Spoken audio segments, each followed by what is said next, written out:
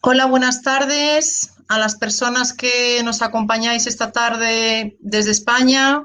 Buenos días a todas las personas que nos acompañáis desde Latinoamérica, que sois muchas las personas que nos seguís y sobre todo en un día tan especial como hoy, en esta conferencia que nos acompaña el doctor Javier Urra. Hoy tenemos el lujo y el honor desde la editorial Sentir de presentar esta conferencia sobre el libro de afrontamiento psicológico en momentos de crisis, que por fin hemos conseguido ya poder disponer de este libro en papel. Lo teníamos en versión online, pero ahora ya lo tenemos en papel. En primer lugar, antes de presentar a Javier Urra, me gustaría brevemente presentar a la editorial Sentir y también presentarme para aquellas personas que no me conocéis. Mi nombre es Mercedes Bermejo, soy psicóloga, especialista en psicología infantil y terapia de familia. Y en la editorial Sentir llevamos trabajando dentro de lo que es el grupo, el sello editorial Marcombo, más de 75 años, pero dentro de la editorial Sentir llevamos aproximadamente 4 años publicando diferentes cuentos, libros, manuales elaborados por psicólogos y psicólogas, especialistas en diferentes ámbitos y especialidades, queriendo poder llegar al máximo de personas, de familias, de profesionales que pudieran necesitarlo, abordando diferentes especialidades y temáticas. Empezamos con la colección Senticuentos, ahora hemos estado también con la colección Crecicuentos, que de hecho Javier Urra es autor de uno de los cuentos, de Dani no quiere mandar, un cuento para la gestión y el abordaje del egocentrismo en la infancia, y un largo etcétera de publicaciones que tenéis en la página web si os interesa. Hoy queremos hablar sobre la terrible situación que venimos viviendo desde hace varios meses como consecuencia del confinamiento y la pandemia y el afrontamiento psicológico de esta situación en este momento de crisis, y también este libro nos sirve ante otro tipo de situaciones o pandemias. Para ello voy a presentar brevemente a Javier Urra. Javier Urra es psicólogo forense por oposición de la Fiscalía del Tribunal Superior de Justicia y de los Juzgados de Menores de Madrid. Es el primer defensor del menor de la Comunidad de Madrid. Es doctor en psicología y doctor en ciencias de la salud, pedagogo terapeuta y profesor de la Universidad Complutense de Madrid, académico de número de la Academia de Psicología de España, embajador de la Asociación Iberoamericana de Psicología Clínica, presidente de la comisión rectora del programa Recurra Guinso para padres e hijos con conflicto, experto consultado por el Congreso y Senado español y organismos e instituciones internacionales, Cruz de San Raimundo de Peñafort, Premio de San Francisco Javier del Gobierno de Navarra, Colegiado de Honor de Psicología, Medalla de Honor de UNICEF, conferenciante, escritor, contertulio en medios de comunicación y, como decía en la editorial Sentir, ha escrito Dani quiere mandar, y así como afrontamiento psicológico, momentos de crisis, que nos vais a preguntar las personas que estáis en Latinoamérica. Nos encantaría que pudierais disponer del libro en papel. De momento podéis disponer de él en la versión digital, que nuestra compañera Elena de Comunicación os facilitará en el chat el link. Decir brevemente que desde la editorial Sentir es un honor, es un placer el haber hecho esta colaboración y también la colaboración del Crecicuento con Javier Urra, y agradecerle también su generosidad y bueno, el habernos elegido, el haberlo hecho, siempre decimos su implicación, su motivación y el rigor con el que colabora y el entusiasmo con el que pone el empeño en nuestra profesión, en la psicología, pero también la generosidad con la que he elaborado este libro tan interesante, donde explica y da técnicas y hace, sobre todo invita mucho a la reflexión de diferentes situaciones adversas, de cómo se manejan, del confinamiento, cómo lo hemos vivido y de este proceso de aceptación del ser humano. Sin extenderme más, le paso la palabra a Javier Urra. Gracias. Bueno, en primer lugar, dar las gracias. La vida es dar las gracias. Quiero dar las gracias a Elena, que es una chica joven, nacida en Teruel y que no la vemos, pero que es la que nos está organizando el aspecto técnico. Quiero agradecer a Mercedes Bermejo el ser tan buena profesional, tan buena pareja de su marido, tan buena madre, tan comprometida con los niños, tan esperanza para la psicología.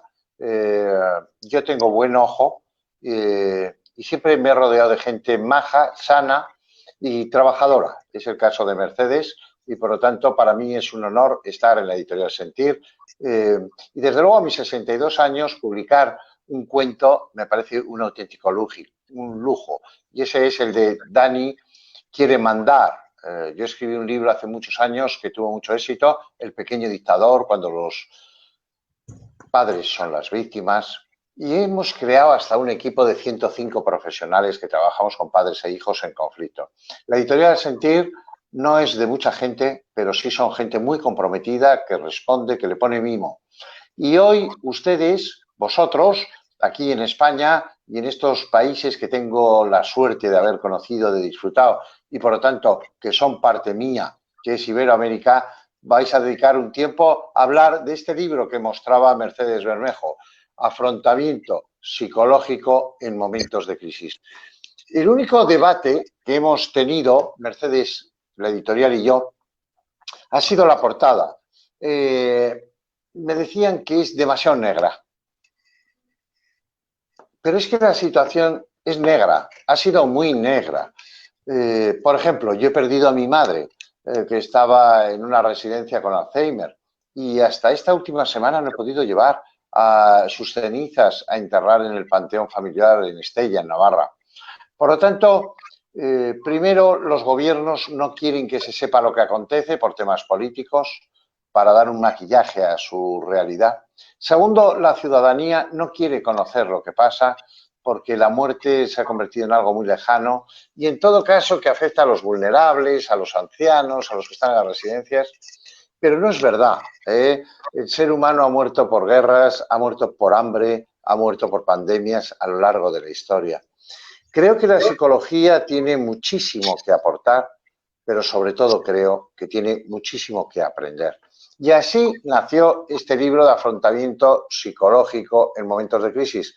Como muy bien decía Mercedes, hay momentos que son de afrontamiento colectivo. Los hay otros en que una persona pierde a 2 hijos en un accidente de tráfico. Los hay otros en que te dicen que tienes un cáncer terminal y una esperanza de vida de 6 meses, o lo que es peor, que alguien a quien tú quieres mucho va a morir. Por lo tanto, la vida no es un parque temático, la vida a veces nos golpea y debemos, de en lo posible, fortalecer nuestro carácter, tener un alto nivel de resiliencia y sin entrar en una psicología positiva estúpida, sí tener un optimismo, sí tener el sentido del humor, sí agradecer a la vida el estar vivos, aunque no entendamos por qué, sí mirar a las estrellas y plantearnos por qué, para qué y qué hemos de hacer.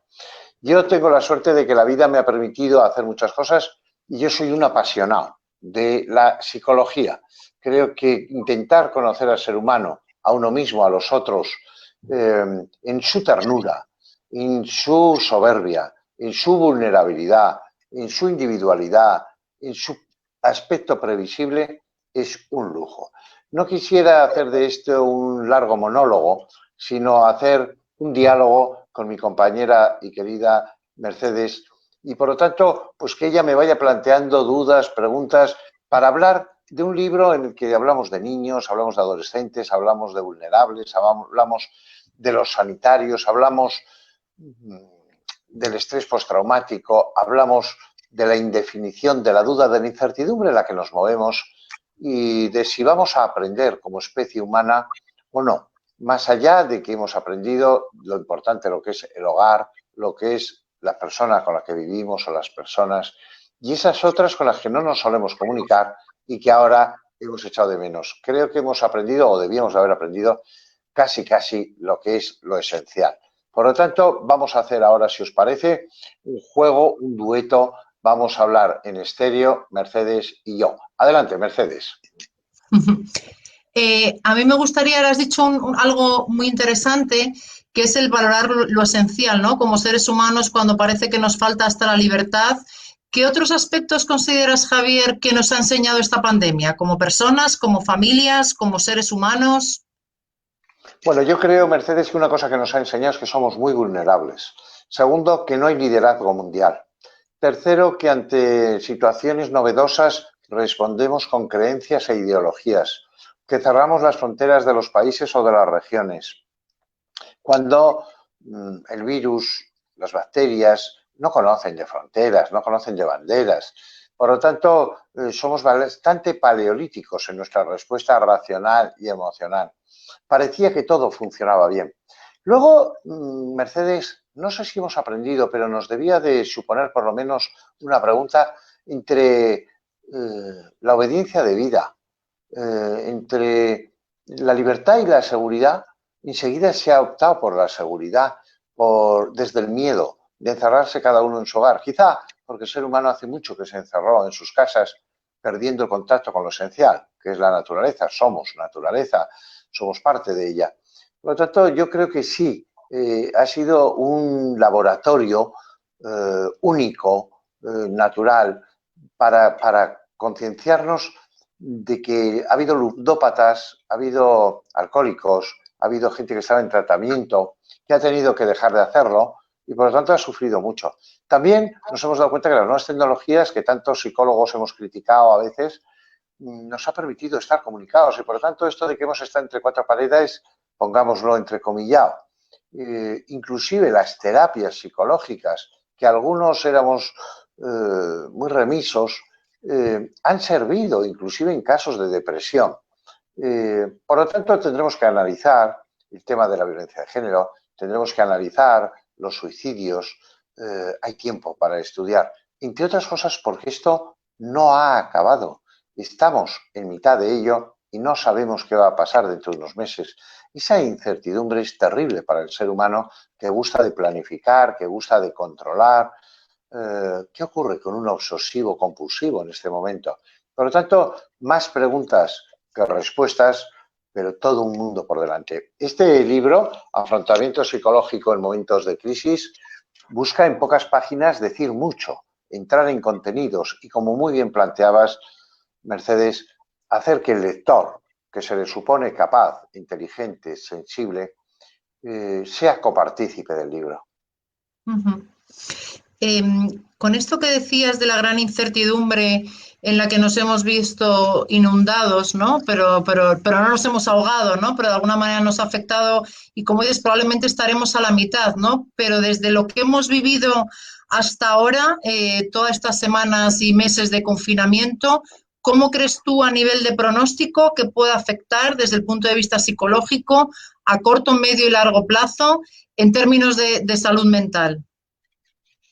Bueno, yo creo que tú y yo sabemos, pero muchos de los que nos están viendo son clínicos de la psicología, de la psiquiatría, de la medicina. Primero, en cuanto a los sanitarios, han recibido un shock que les ha partido por el eje, porque ellos están acostumbrados a salvar, pero esta vez no podían muchas veces salvar. A veces han tenido dilemas éticos terroríficos. Intubar o no. ¿A quién? ¿A un joven o a un mayor con mal pronóstico? Esto es duro de convivir con ello, aunque haya que tomar esa decisión. Tampoco tenían a veces los medios suficientes para no contaminarse ellos y no transmitir la enfermedad a los demás, también a sus familias. Por lo tanto, ese sufrimiento por compasión lo van a padecer durante mucho tiempo los sanitarios. Y se notará en la alimentación compulsiva y se notará en un sueño incapaz de mantenerse en el tiempo y en la ansiedad y en un estado de alerta.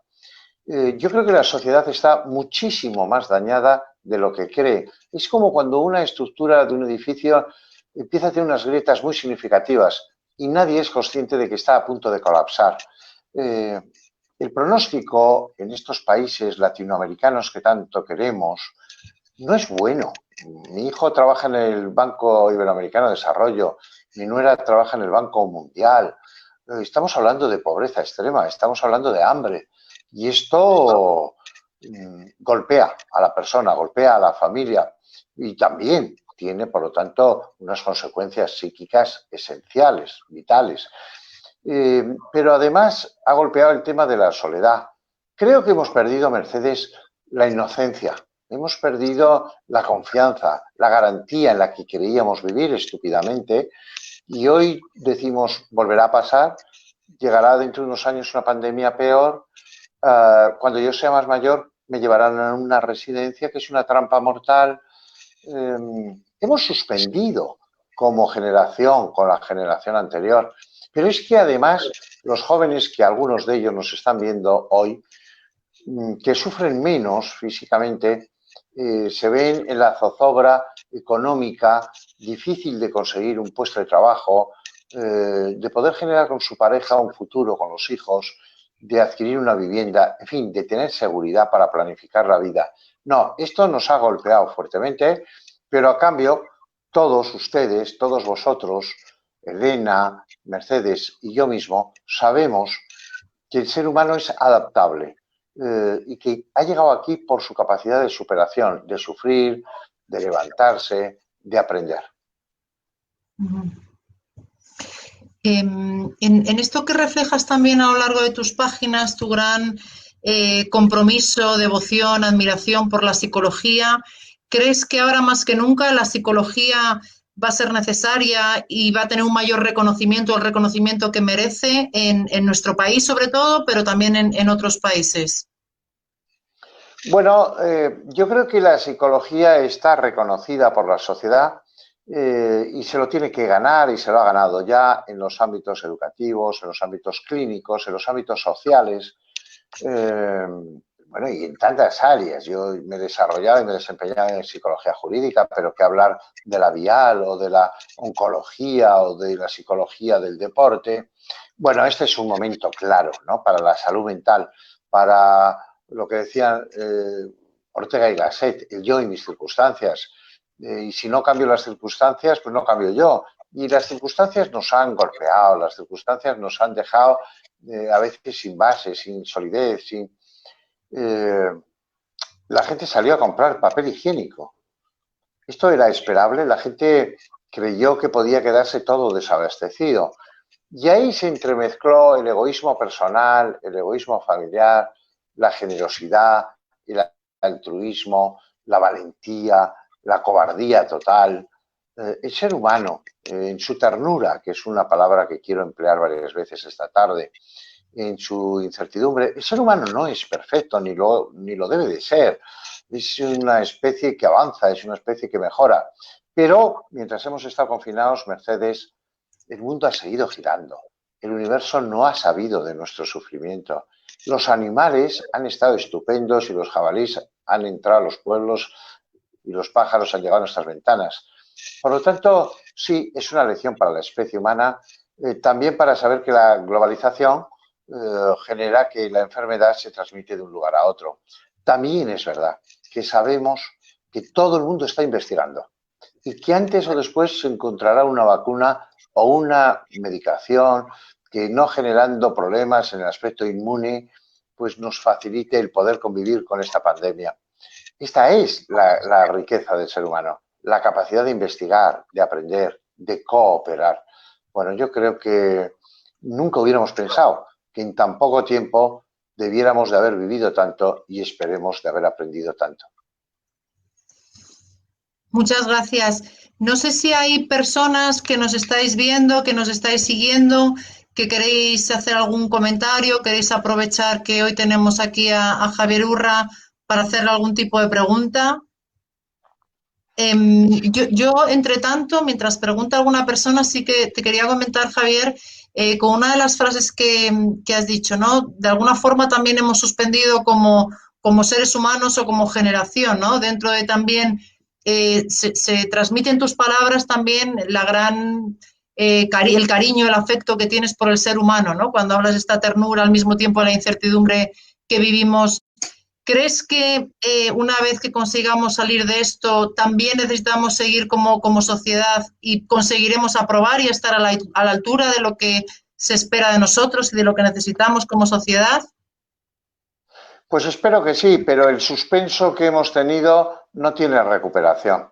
Es decir, hemos tenido a mucha gente mayor que ha muerto en una residencia sin entender por qué, sin tener la proximidad de sus seres queridos, con unos señores que llevaban una bata y que no sabían lo que había detrás y unas máscaras. A veces han muerto ahogados, han muerto sin un respirador. No, no se merecían eso. En estos países nuestros de España, de Europa, que hablamos del bienestar, que tenemos tanto lujo, que la gente tiene 2 y 3 coches, que tiene un chalet en la sierra. No, no nos habíamos preparado, ¿no? ¿Y qué va a pasar en Iberoamérica? Y en Oriente, y en África, y en algunos estados fallidos, como Haití. ¿Qué va a pasar en lugares económicamente deprimidos, tan queridos como El Salvador o como Nicaragua? ¿Qué va a pasar en ciertas zonas? ¿Qué está pasando de México, de Brasil? Bueno, yo creo que necesitamos unas instituciones internacionales globales poderosas. Tenemos Naciones Unidas, bien está, nos ha evitado otra guerra mundial, pero necesitamos no solo una declaración de derechos humanos, no solo una convención de derechos de la infancia, ahora necesitamos no solo un lugar internacional para tratados de justicia contra los genocidios, sino también para las prevenciones de las pandemias, para hacer una justicia más igualitaria, porque haber nacido en un lugar o en otro no tiene por qué remarcar nuestros destinos. Creo en el trabajo, creo en la meritocracia, creo en el esfuerzo, no creo en los vagos, pero sí creo en la igualdad de la justicia, en la igualdad social, en el reparto de los medios, en no pedirle a la vida más de lo que la vida puede dar, en no usar y tirar. No puede ser que estemos llenando el océano de plástico, no puede ser que hipotequemos el mundo para nuestros hijos y para nuestro futuro porque a nosotros ya no nos importa, porque no estaremos. Eso es no haber entendido nada. La vida es hacer lo mejor posible para dejar en heredad mejor lo que ya nos fue legado. Javier Sira Martín nos preguntaba, buenas tardes. Javier, en su opinión, ¿cómo cree que debemos acoger a los niños y adolescentes en la vuelta a las aulas en términos de educación emocional? Gracias. Bueno, Sira, primero muchísimas gracias por participar. Es la pregunta más difícil. ¿Vamos a volver a la escuela? ¿Vamos a volver a los institutos? ¿Vamos a volver a la universidad? ¿En qué situación? Decirle a un niño de menos de 8 años no te toques con otro niño es pedirle lo imposible, es mucho más allá de la utopía, porque a los niños lo que les gusta es jugar, tocar, besarse, pelearse, entrar en contacto, en piel con piel. Y nos va a ser muy difícil. Quizá tengamos que volver, cómo no, a las clases presenciales, que es cuando se transmite la vivencia, esas palabras que cariñosísimamente me ha dirigido Mercedes, de la vocación, de la pasión, eso se transmite directo, próximo. Pero también a lo mejor necesitamos métodos como el que estamos empleando hoy para estar con personas que no sabemos quiénes son, que están muy lejos, pero que nos agradecemos uno a otros la existencia y la presencia, las palabras y la escucha. Yo creo que en cuanto a la inteligencia emocional, en cuanto a cómo educar a los niños, es decir, estamos intentando todos hacer las cosas lo mejor posible en unas circunstancias que no sabemos, que vosotros no conocéis, pero que nosotros tampoco.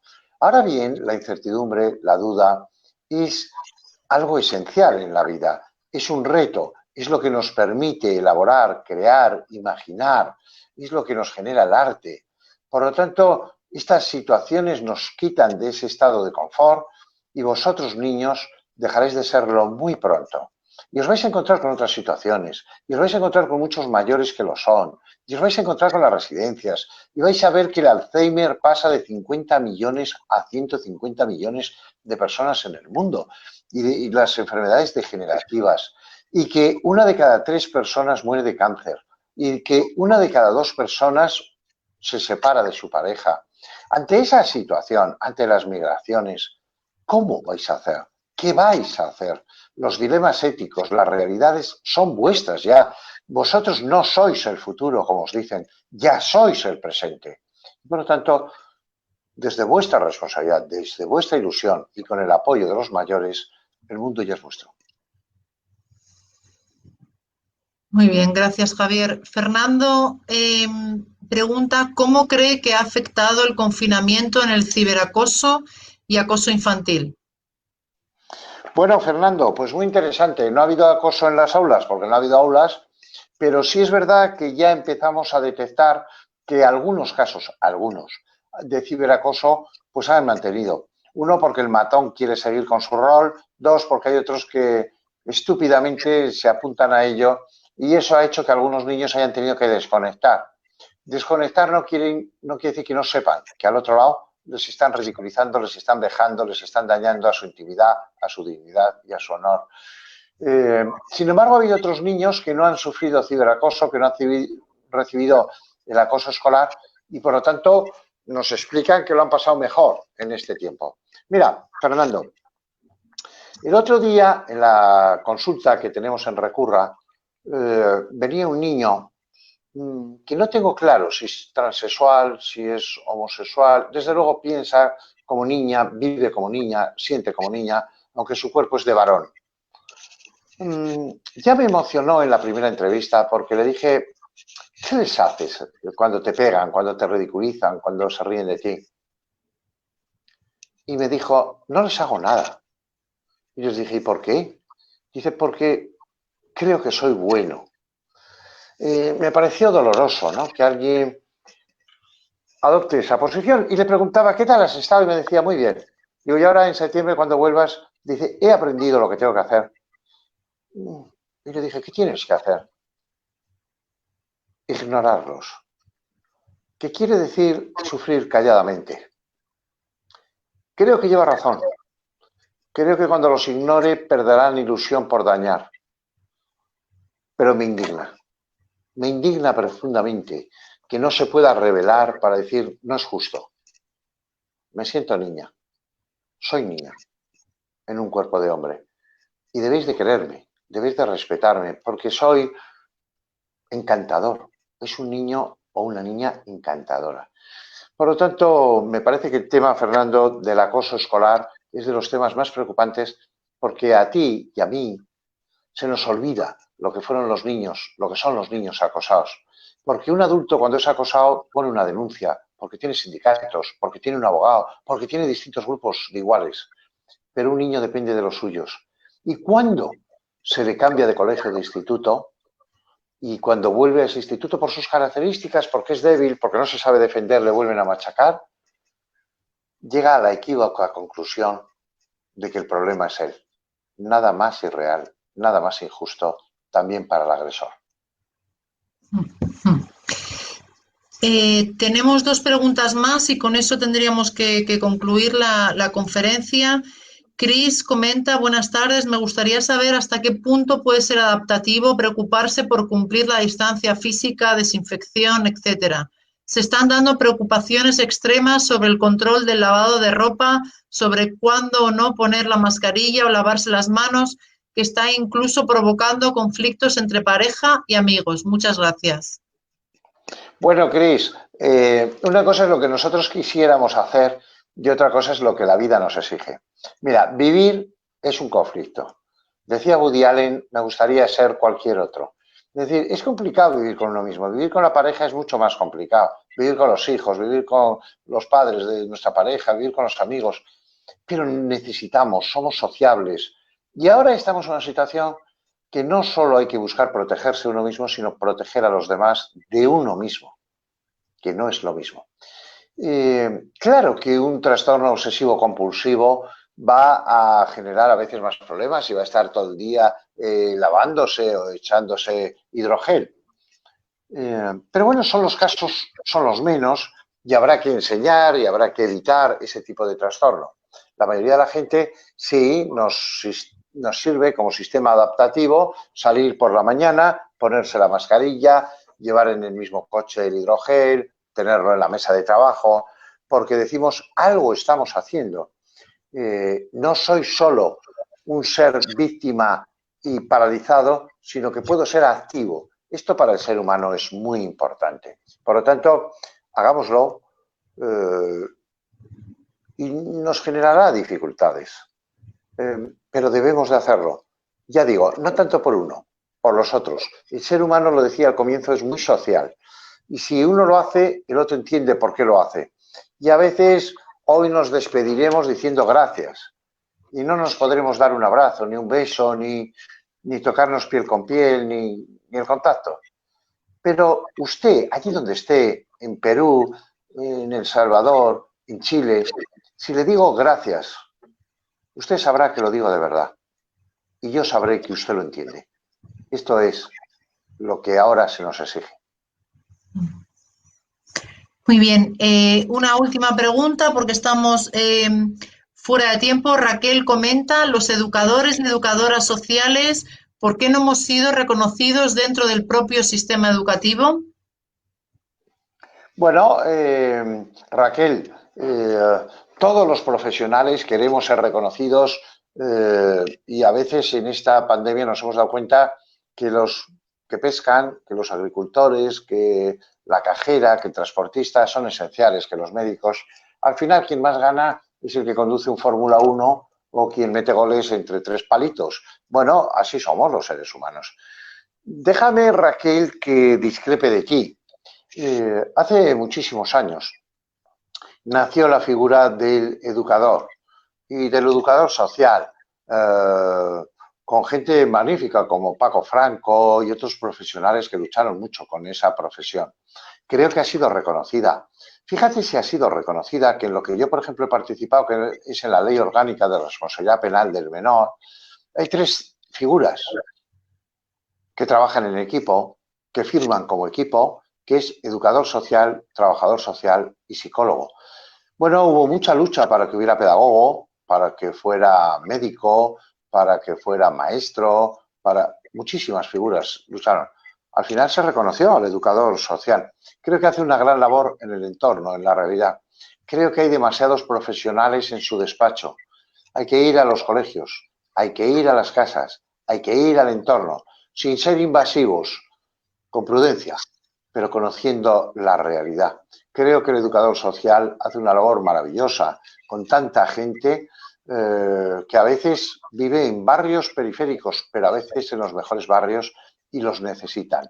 Y en los casos de los menores no acompañados, y en tantos y tantos casos. No lo sé, Raquel, cómo lo vive usted, pero creo que la mayoría de los profesionales nos sentimos muy tranquilos, muy contentos de tener a nuestro lado a educadores sociales. Muy bien, Javier. Por último, no queremos dejar esta pregunta sin responder de Emilio. Javier, esta pandemia que tantos problemas nos ha traído, ¿ha aportado algo a la familia en la mejora de las interacciones familiares en ocasiones inexistentes? Bueno, yo creo que sí. Mira, Emilio, permíteme un chiste, una broma, un sentido del humor. Yo soy una persona que tengo mucho sentido del humor. Si vuelven a confinarnos, Emilio, ¿con quién te quedarías? ¿Con tu mujer o con tu amante? Escucha, que ya sé, Emilio, que a lo mejor no tienes amante. Pero quiero decir, una cosa es el amante, lo puntual, lo simpático, el hotelito, la cena. Así somos todos estupendos. Pero vivir con tu pareja tiene la dificultad del espacio, somos posesivos, somos territoriales, creemos que estamos en posesión de la verdad. Pero, vuelvo a repetir, y la ternura, y el amor, y el cariño, y la ilusión, y el apoyo, esto es fundamental. Por lo tanto, yo creo que ha habido familias que se han desestructurado porque antes ya tenían grietas y ahora están o con un mediador o están en un juzgado para iniciar un proceso de separación o divorcio. Pero hay muchas parejas, y yo me incluyo, en que nos hemos sentido cálidos. Yo no sé si he estado, yo no sé, 80 días. Yo soy muy vulnerable porque llevo 6 stents en el corazón sin salir de casa. Bueno, yo tengo que decir que con mi mujer no he discutido ni una sola palabra, ni un solo minuto. Ha sido una gozada. ¿Eso qué supone? Pues un esfuerzo por parte de ambos para ante cualquier gesto minimizarlo y en cambio aplaudir cualquier cariño, cualquier detalle. Creo que el ser humano es el esfuerzo que hace por dar lo mejor de sí. Y si usted discute con su pareja, a lo mejor se lleva bien y les gusta hasta discutir. No se hagan daño. No intente dañar al otro. No le diga frases que queden para siempre marcadas. Sepa perdonar, sepa valorar. Y si un día se separan, recuerden que se quisieron. Recuerden que antes de nada son padres y que mereció la pena. No pasen del amor al odio, porque luego es muy difícil pasar del odio al amor. Muy bien, muchísimas gracias, Javier, por tus palabras llenas de sentido común, de afecto, de profesionalidad y sobre todo también por tu generosidad al escribir este libro. No sé si antes de terminar quieres decir unas últimas palabras o comentar algo. Bueno, decir dos palabras. Uno, gracias a la Editorial Sentir, gracias, digo, a Mercedes Bermejo, gracias a ustedes por estar ahí y escucharnos, gracias por esa persona que no está, pero que hace que esto funcione, que se llama Elena, una chica bien joven. Y gracias porque sacar un libro es algo muy importante. Escribir un libro en mitad de una pandemia, confinado, requiere tiempo, requiere esfuerzo, requiere dar lo mejor de uno mismo. No, yo no he podido escribir un mejor libro que este. Naturalmente que hay miles de libros mejor que este, pero yo he dado lo mejor de mí en este libro y se lo he dado a una editorial que pone lo mejor de ellas, que es la Editorial Sentir. De verdad, si tienen ocasión y creen que les vendría bien, léanlo o pásenselo a alguien, porque es un libro muy interactivo. Léanlo, participen con él y sepan que somos una misma especie y que todos sufrimos, también los psicólogos, que no para todo tenemos respuesta. Muchas gracias, Javier. Como decía Javier, el libro de afrontamiento psicológico, momentos de crisis, recomendado para tenerlo, para regalarlo. Me he levantado un segundito y con el permiso de Javier para también enseñaros el cuento claro que sí. que escribió Javier también hace unos meses de Dani quiere mandar, de la colección Crecicuentos, que es un cuento con desplegables, con juegos, con un emojisobre al final para ir guardando reflexiones y emociones, para, como digo, gestionar el egocentrismo en la infancia. Además, tiene un apartado muy interesante para adultos, de recomendaciones para adultos, padres, madres, profesores, profesionales que le pueda interesar en la infancia, en la gestión del egocentrismo. Una vez más, agradecer en nombre de todas las personas que trabajan en la Editorial Sentir el que nos haya elegido Javier Urra a nosotros para poder compartir siempre con tanta generosidad que le describe y cómo es él, el hacer este libro con nosotros. Animaros también a que nos sigáis, ahora os deja Elena también, si queréis más novedades sobre eventos, talleres, conferencias que impartimos o cuentiterapias, si os queréis inscribir en nuestra newsletter, deja ahí el link también Elena. Desde la Editorial Sentir, recomendaros y pediros que os cuidéis mucho, que cuidéis a vuestros familiares, sobre todo a las personas mayores, que nos seguiremos viendo, que siempre todas las semanas estamos organizando eventos y bueno, que os cuidéis y que un placer siempre que estéis con nosotros y que nos sigáis. Un abrazo muy fuerte. Adiós. Gracias. Adiós.